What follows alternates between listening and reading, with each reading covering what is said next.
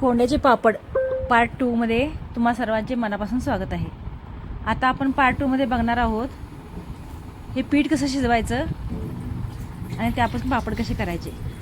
आता रात्री भिजत घातलेलं हे जे बॅटर आहे त्याच्यावरचं पाणी आपण सगळं हे काढून टाकून द्यायचं आणि आतलं जे आता घट राहते ज्वारीचं आणि गव्हाचं कोंड्याचं मिक्सर ह्याला चांगलं ढवळून घ्यायचं चमच्यानं, व्यवस्थित एकजीव करून घ्यायचं हे।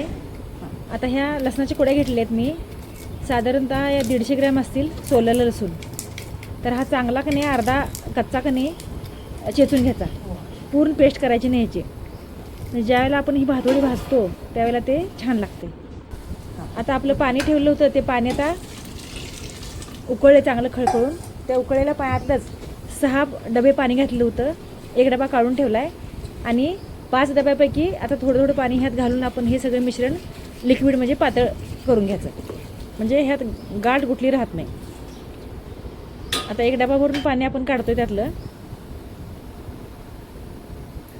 आणि उरलेल्या पाण्यात आता हे मीठ, हे जिरे,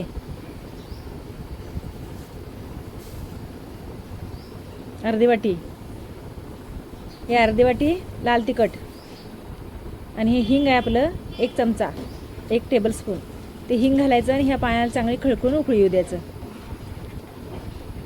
चांगली एक दणदणीत उकळी काढली की आता आपण जे बॅटर तयार करून ठेवलेलं आहे, गरम पाणी घालून ढवळून ठेवलेलं बॅटर आता ह्यात हळूहळू मिक्स करत राहायचं आणि दुसऱ्या व्यक्तीने ते काय करायचं एकसारखं असं ढवळत राहायचं, म्हणजे त्यात गाठ बनत नाही। असं व्यवस्थित जरा जरा टाकत राहायचं आणि ढवळत राहायचं। आता हे बॅटर आपल्याला शिजवायला कमीत कमी पाऊण तास म्हणजे 40 ते 45 मिनिट लागणार बरं का। पाणी उकळल्यानंतरची प्रोसिजर सांगाल तुम्हाला मी। तर आता हे सगळं ह्यात असं हे मिश्रण आता एकसारखं आपण ढवळत राहायचं आहे न कंटाळता। आणि त्या डब्यात जे आता बॅटरीचं जे राहिलेलं आहे त्यात पाणी घालायचं आणि ते ह्यात घालून तो डबा पण स्वच्छ होतो आहे आणि आपलं सगळं बॅटर कामाला पण येते। आता आपण कुटून घेतलेलं जे लसूण आहे तो ह्यात घालून उकळते ह्या बॅटरमध्ये घालूया आणि कच्च्या लसणासकट आपण हे शिजवून घ्यायचं आहे। त्याच्यावरती प्लेट झाकल्यानंतर हे बघा अशी वरती साय येत्या, असं दाटसर असं तळहाताचा जेवढा आपला भाग आहे जाड तेवढं असं वरती ही साय येत्या। ही 2-3 वेळा मी ढवळून काढलेली आहे आणि 2-3 वेळा तेवढीच साय परत आलेली आहे। अशी साय आली की समजायचं की आपलं बॅटर रेडी झालेलं आहे, तयार झालेलं आहे समजायचं। ह्यात एक गोष्ट काय होत्या, हे बॅटर जर व्यवस्थित शिजलं नाही तर तुमचा पापड चांगला निघत नाही, त्यामुळं ही खबरदारी तुम्हाला घेणं आवश्यक आहे।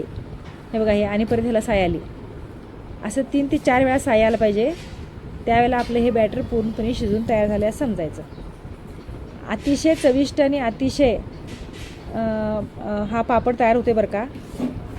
आणि ह्याच्यासोबत शेंगदाणे भाजलेले आणि हा पापड आणि गूळ अतिशय चवीला हे लागते खाताना, भाजून तळून नाही।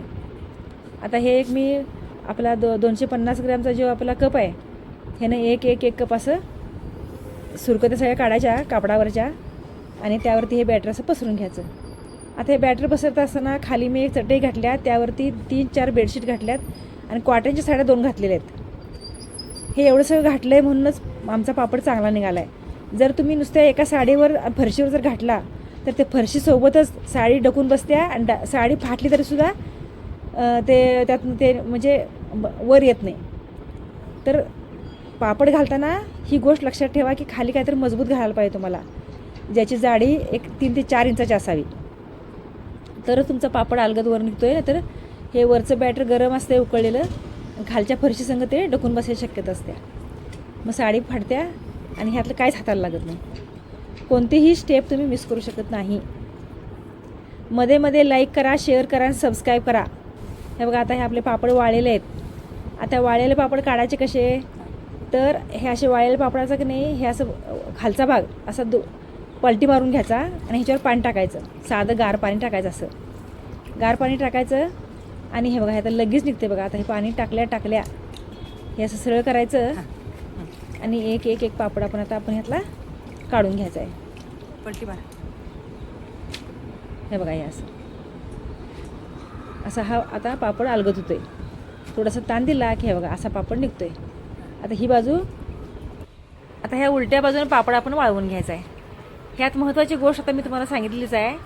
खाली पापड टाकतो त्यावेळेला मी चटई टाकल्या, 3-4 बेडशीट टाकून वरती 2 कॉटनच्या साड्या टाकल्या आहेत, तेव्हा माझा पापड असा निघाला लागला आहे. तुम्ही जर ही जी जाडी कमी केला तर खालच्या फरशीसोबतच हे डकून बसलेलं असतंय. असं बी एकदा माझा डाव सगळा फसलेला आहे बरं का. तर असे पापड आपले सगळे तयार झालेले आहेत. आणि ह्याला भाजूनच हे छान लागतंय. तळून पण चांगलं लागते थोडा, पण भाजून एकदम उत्तम लागते शेंगदाण्यासोबत. अतिशय स्वादिष्ट, फायबरयुक्त. ह्यात सगळं फायबरच आहे बघा, सगळी सालच आहेत. ज्वारीचं साल, गव्हाचं साल, अतिशय पौष्टिक आणि हेल्दी असा हा पापड तयार होतो आहे कोंड्याचा.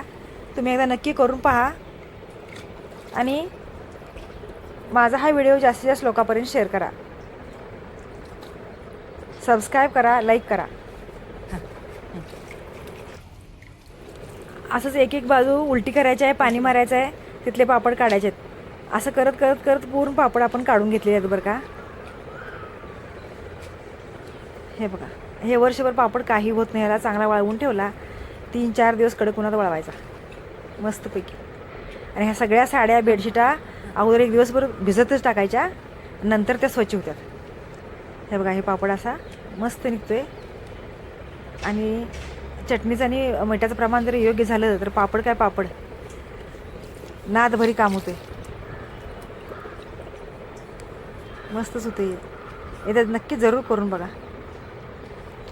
असे सगळे पापड मी एका पाठोपाठ एक काढून घेत आहे.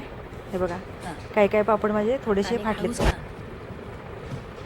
हे बघा, असं निघताना का नाही थोडंसं मधलं पीस का नाही साडीसोबतच राहतोय, काय बिघडत नाही त्यानं.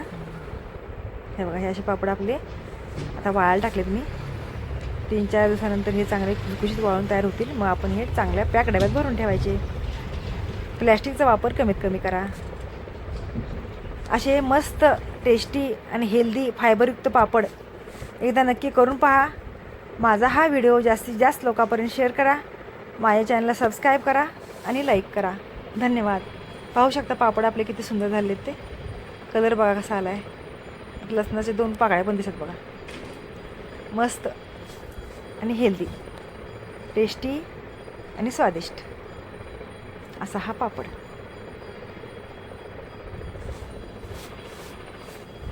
आता आपण पुढच्या रेसिपीत नक्की भेटू. आता मला वाटतं ही रेसिपी परवाशी पडेल. आजचा दिवस मराठी चॅनलचा होता, उद्या हिंदीचा आहे, त्यामुळे परवा सकाळी ही पार्ट नंबर 2 पडेल.